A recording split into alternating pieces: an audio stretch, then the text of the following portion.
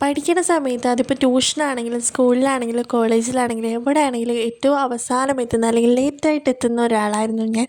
അപ്പം ഞാൻ പോകുന്നതിന് ഒരു അരമണിക്കൂർ അല്ലെങ്കിൽ ഇറങ്ങേണ്ട സമയത്തിന് ഒരു അരമണിക്കൂർ മുന്നേ എണീക്കാറുള്ളൂ. അപ്പം ചടപടേന്ന് കുളിയൊക്കെ പാസ്സാക്കിയിട്ട് മുടി അങ്ങനെ തന്നെ എന്താ പറയുക വെള്ളത്തോടു കൂടിയായിരിക്കും ഞാൻ പോകുന്നത്. അപ്പോൾ മുടിയിൽ എന്താ പറയുക ജട പോലും എടുക്കത്തില്ല കേട്ടോ. ആ ഒരു മുടിയിൽ മേൽഭാഗമില്ലേ നമ്മുടെ ഈ ഒരു കാണുന്ന പോർഷനിൽ മാത്രം ഒന്ന് ജസ്റ്റ് ഒന്ന് ചീപ്പിയിട്ട് എന്താ പറയുക മുടി എങ്ങനെയെങ്കിലും കെട്ടിക്കൊണ്ട് പോകും കേട്ടോ.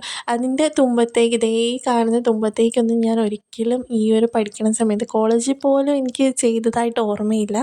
അങ്ങനത്തെ ഒരാളായിരുന്നു ഞാൻ. അതായത് എനിക്കതിന് സമയം കിട്ടാറില്ല. പിന്നെ ലെങ്തൊക്കെ ഉള്ളതുകൊണ്ട് അത്രയും നമ്മൾ മുടിയിലെ ജടയൊക്കെ കളഞ്ഞെടുക്കുമ്പോഴത്തേക്കും ഒരുപാട് സമയം പോകും. പിന്നെ കുളിച്ചിട്ട് വന്ന് പെട്ടെന്ന് മുടി ഇട്ട് വലിക്കുമ്പോഴത്തേക്കും മുടി ഒരുപാട് പൊട്ടിപ്പോകും.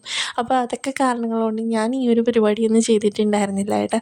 പിന്നെയും ഞാൻ കുറേ കാര്യങ്ങളൊക്കെ പഠിച്ച് തുടങ്ങിയത് ഈ ഒരു സമയം ഡിഗ്രിയും കാര്യങ്ങളൊക്കെ കഴിഞ്ഞതിന് ശേഷമാണ് കേട്ടോ. കുറേ കാര്യങ്ങളൊക്കെ പഠിക്കാൻ തുടങ്ങിയത്. അങ്ങനെ പഠിച്ച് പഠിച്ചാണ് ദേ ഇവിടം വരെ എത്തിയത് കേട്ടോ. അപ്പോൾ ഓരോ കാര്യങ്ങളും ഓരോ എക്സ്പീരിയൻസാണ്. എല്ലാം ഇങ്ങനെ ആ ഒരു എക്സ്പീരിയൻസ് കിട്ടിയതാണ് കേട്ടോ.